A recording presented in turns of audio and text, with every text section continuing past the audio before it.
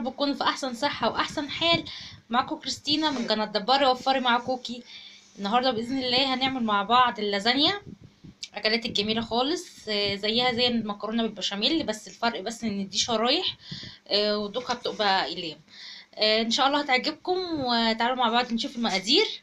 معايا هنا جبنه موتزاريلا اختياري، ما عندكيش ما فيش منها خالص. دي بس تزيين على الوش، مش عايزه تحطيها ممكن تكسري بيضه وتربيها وتحطيها على الوش، يعني مش شرط لازم في الاكله دي. معايا بصلتين كبار، معايا ربع كيلو من اللحمه المفرومه، ومعايا هنا بشر جزر، ومعايا فلفل اخضر وفلفل احمر، ومعايا 4 معالق كبار من الدقيق، وكوبايه كبيره من عصير الطماطم، وادي اللازانيا والبهارات، ملح وفلفل اسود، بصل باودر، توم باودر، بهارات لحمه. ومعايا كيلو من اللبن، ودي اللازانيا زي ما انتم شايفين اهي. انا بصراحه استخدمت انواع كتير، ما ارتحتش خالص غير للملكه اهي اللي هي ديت. بصراحه كنت بجيبها كل مره بلاقيها انواع كتير مكسره من جوه وما كانتش بتبقى حلوه، بس بصراحه الملكه جربتها مرتين. لقيت المكرونه بتاعتها حلوه قوي، شرايح كامله ما فيهاش حاجه مكسره خالص. بس تعالوا بقى نشوف هنعمل ايه على النار. انا كده حطيت طاسه على النار، حطيت فيها معلقتين كبار من السمنه، هخليهم بس يسيحوا تمام كده. هنزل عليهم بقى بالبصل،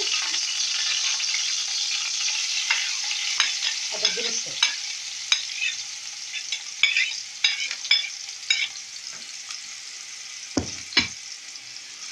اللازانيا بالذات يا بنات بتحتاج تعصيجه كبيره، مش زي المكرونه البشاميل. يعني المكرونه البشاميل طبقه واحده مكرونه، وطبقه لحمه مفرومه، وطبقه مكرونه تاني، لكن دي بتبقى طبقات فبتحتاج منك تعصيجه كبيره. انت بقى بتزودي الكميه يعني براحتك، انت عايزه تخليها كلها لحمه، اعملي مثلا كيلو لحمه، كيلو الا ربع لحمه مع البصل والملح والفلفل وخلاص. لكن عايزه بقى ما عندكيش مثلا ربع كيلو، انا عندي بصراحه ربع كيلو بس للامانه يعني.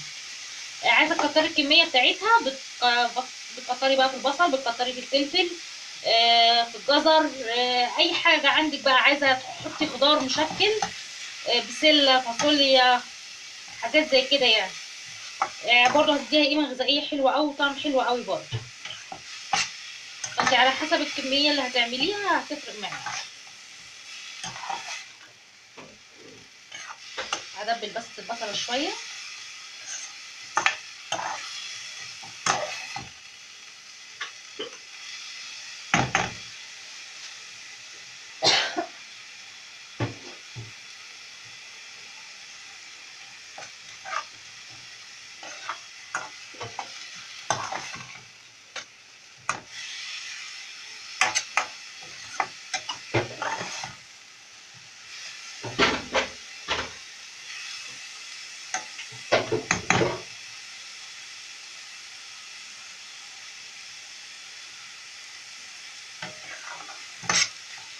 انا بس عايزاها تصفر شويه، مش هخليها تاخد اللون اللي هو البني.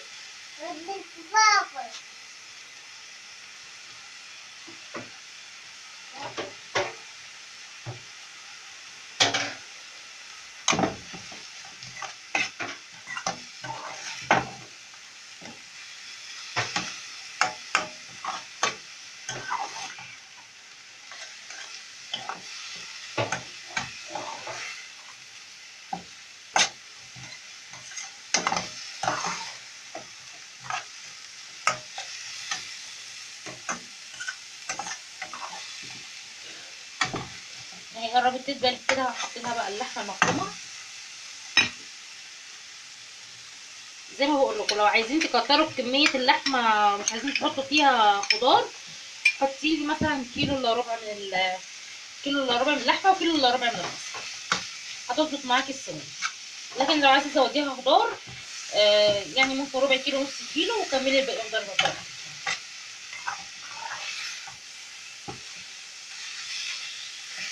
حطي لها التوابل بتاعتها.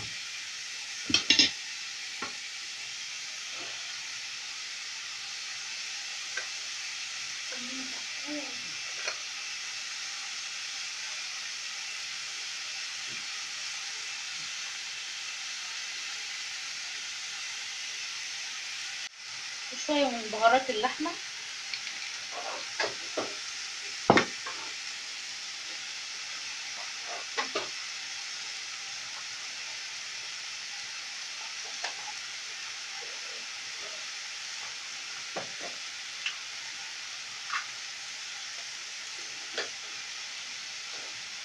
والفلفل الاسود.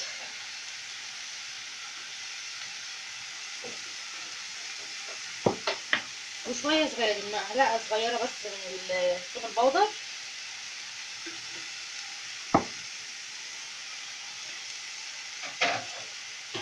وبصل بودر.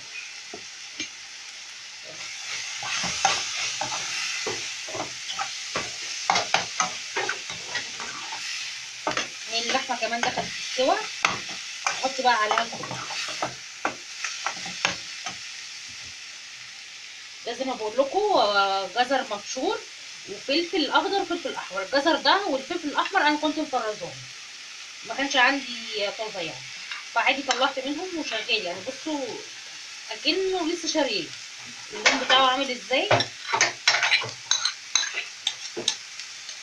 صدقوني بتنفع خالص الحاجات المتفرزه ديت في اي وقت الواحد مش عنده بيطلع منها يعني.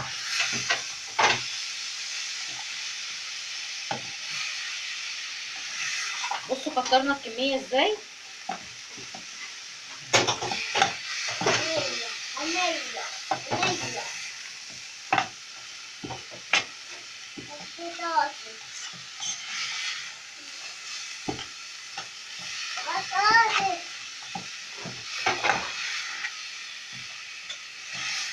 اشوحها شويه وبعد كده هنزل عليها صينيه يا حبيبي. هنزل عليها بعصير الطماطم وشويه من الميه، لان برضو انا عايزه الصوص بتاعها يبقى فيه ميه كتير، لان انا مش هسلق اللازانيا، انا هحطها زي ما هي. فهي السوائل اللي هتنزل من اللحمه والخضار وعصير الطماطم والميه هي اللي هتسوي لي اللازانيا. جربت في مره اللي انا اسلقها اتقطعت مني خالص، فبقيت اسيب شويه صوص سايل في التعصيجه، بقت هي اللي بتسوي لي اللحمه بصراحه. جربوا الطريقه دي هتعجبكم خالص، احسن ما تسلقيها وتتقطع منك. بس طبعا ما كانتش بتترمي يعني، كنت بدخلها في وسط الحشوات ما تبانش خالص يعني، لما تيجي تقطعيها القطعه بتطلع معاكي حلوه يعني. بس طريقه اللي انت تسيبي شويه من الصوص في التعصيجه دي بتبقى احلى.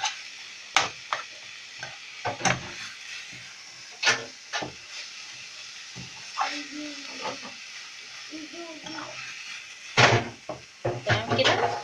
احط بقى مع عصير الطماطم اهي حوالي ربع كيلو عصير طماطم.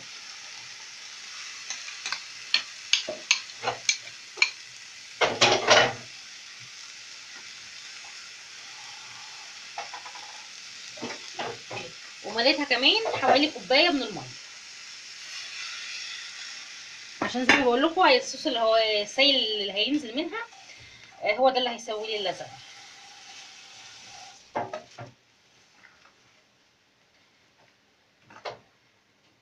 ادي كده كده تمام. اغطي عليها بقى واسيبها تستوي براحتها. هنقلها على العين التانية عشان اعمل معاكم البشاميل عشان ما نضيعش وقت. اهي انا كده حطيت 3 معالق كبار من السمنه واسيبها بس.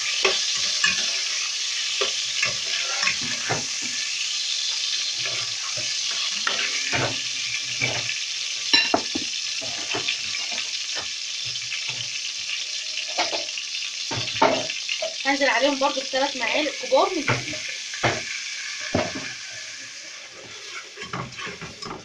احمص بقى كويس لغايه ما الدقيق يستوي.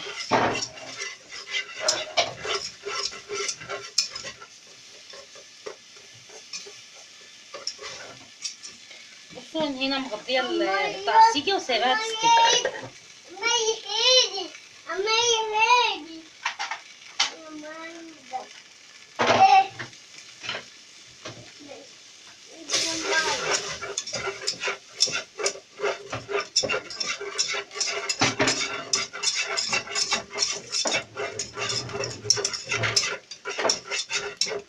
قلبي كويس لغايه ما الدقيق يتحمص تشم الريحه بتاعته.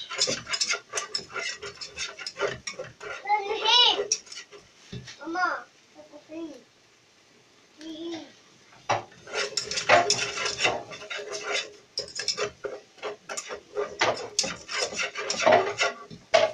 برضو خدي بالك احسن التعصيجه تشرب الصوص بتاعها كله وتضطري تزودي لها تاني يعني.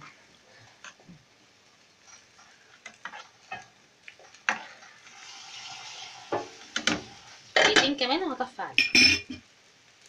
ادي الدقيق معايا اهو.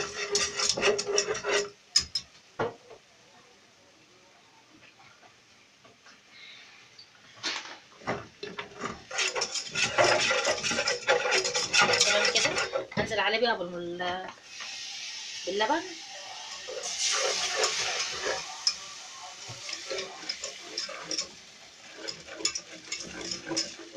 شويه وقلب.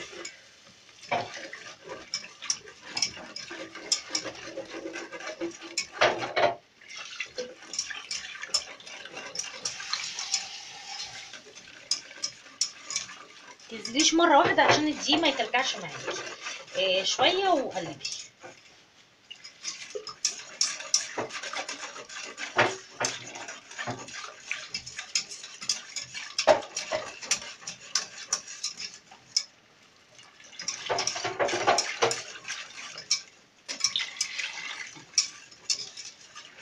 تمام.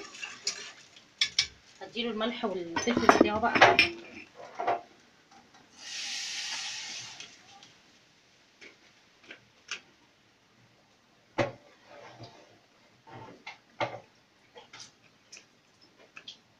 شويه من الفلفل الاسود.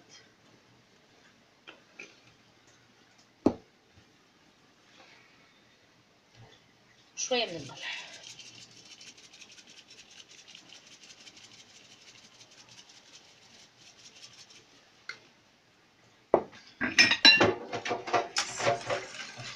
وهسيبهم شويه لغايه ما يربط. انا مش عايزاها تقيل، لا عايزاها خفيف شويه.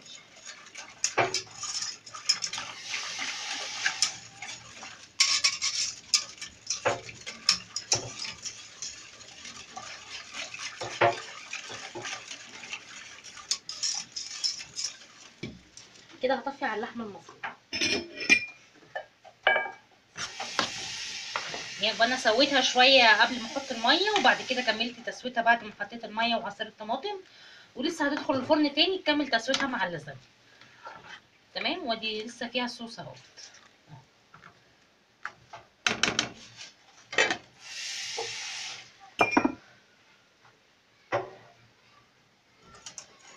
استنى بس البشاميل يتقل شويه وبعد كده هطفي عليه.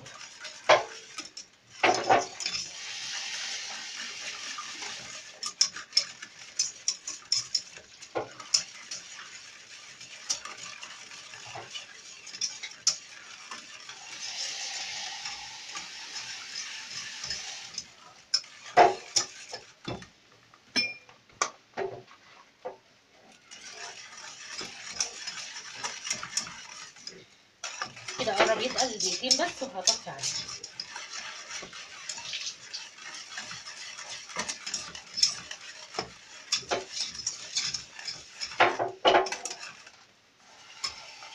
بص اول ما يبتدي يطلع فقاقيع اهي كده اعرف ان البشاميل استوى.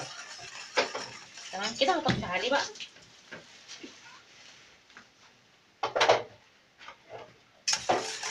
تعالوا مع بعض بقى نحطها في الصينيه. كده يا بنات انا جبت هنا صينيه لازم تكون مستطيله عشان تعرفي تحطي فيها حاله قطع اللازانيا زي ما هي، يعني ما تقطعيش منها تقدري منها يعني. هحط هنا شويه بشاميل في القعر.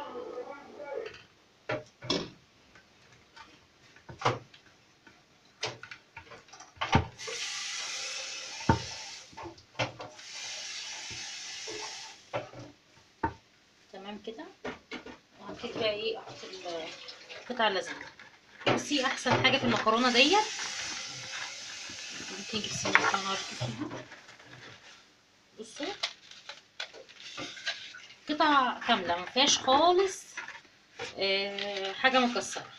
فبتمنى منكم تجربوها. ده مش اعلان على فكره، انا بشكر بس في المنتج فعلا، لما تلاقي حاجه تستحق الشكر لازم تشكري فيها يعني. فبصراحه انا بقى جبتها مرتين وطلعت معايا مظبوطه يعني. هحط بقى كده على اللازانيا كده. تمام.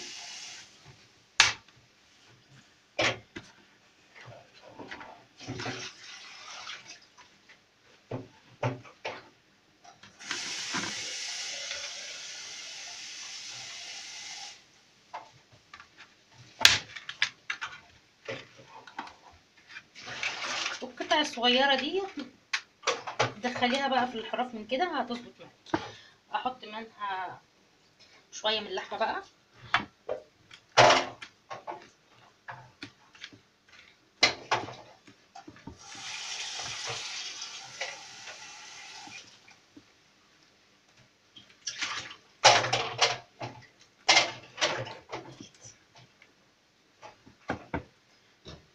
تمام. وهرجع احط قطع مكرونه تاني.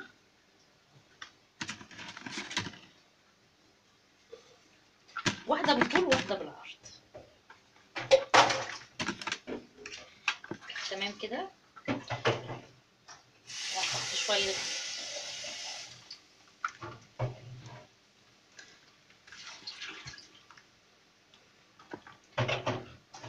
ابتدي ان انا اوزعها برضو.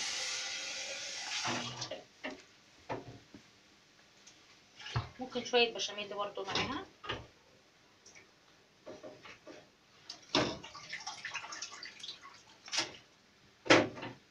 تمام. وارجع احط برضو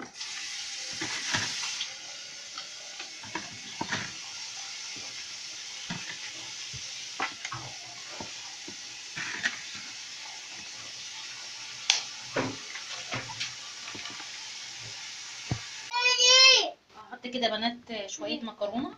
اسفه شويه تعصيجه. زي ما بقول لكم بتحتاج تعصيجه كتير. فانت يا تزوديها لحمه يا تزوديها خضار بقى. المتوفر عندك حطي. تمام كده. احط تاني.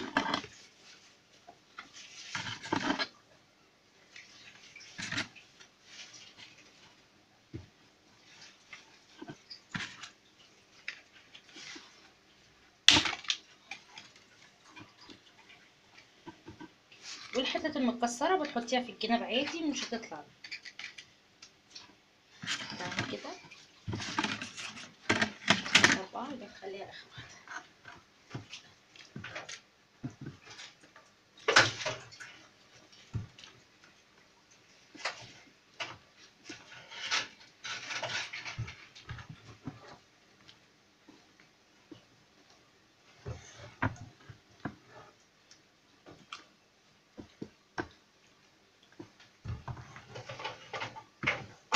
اخر طبقه هنحطها كلها.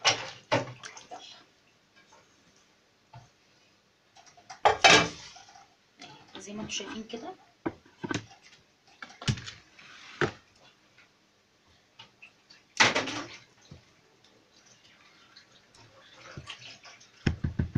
تمام. احط بقى كده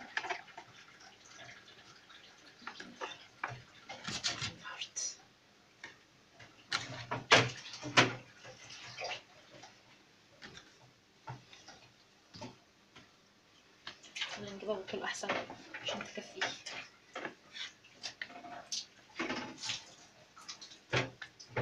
برضه هي هتحتاجي تحطي.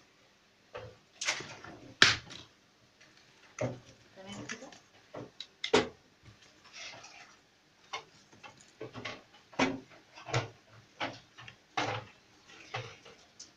اهي زي ما انتم شايفين كده. هحط بقى البشاميل عليها.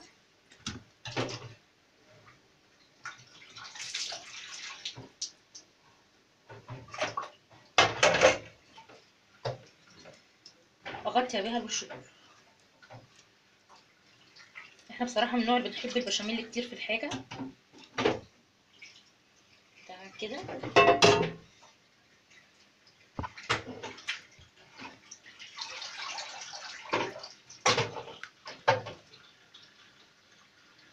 اللتر اللبن هيجي معاكي حلو يعني مستريح، هكفيها خالص. تمام كده. حط بقى الجبنه الموتزاريلا على الوش زي ما بقولك اختياري، المتوفر عندك حطي.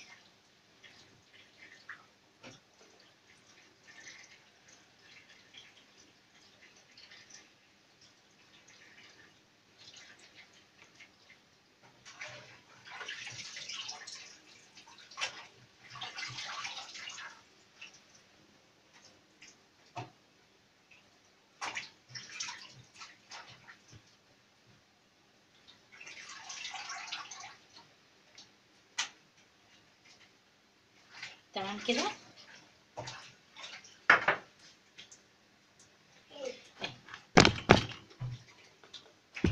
زي ما انتم شايفين كده بقى هدخلها الفرن على درجة حرارة 180. هحطها في الرف الوسطاني اشيل بس الزيادة ديت عشان ما تحرقش معاك الصينية.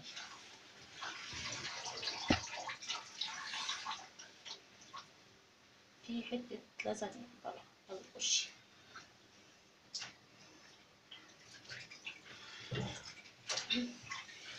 اهي هدخلها بقى الفرن وهوريها لكم في الاخر يبقى شكلها عامل ازاي.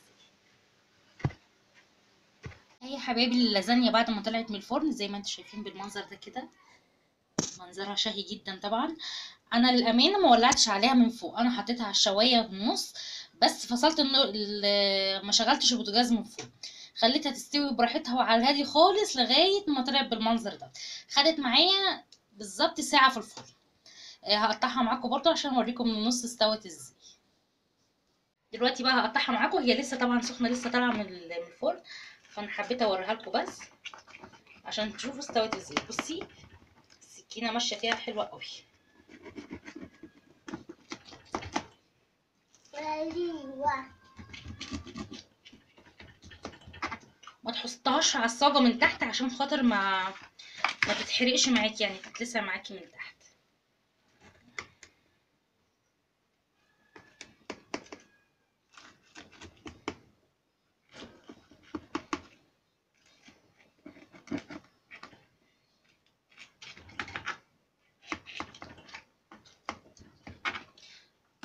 طلعها بقى قطعه كده اوريها لك. بصوا بقى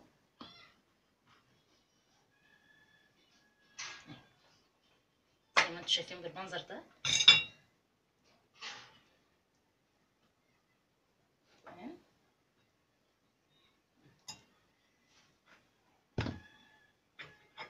بصوا بقى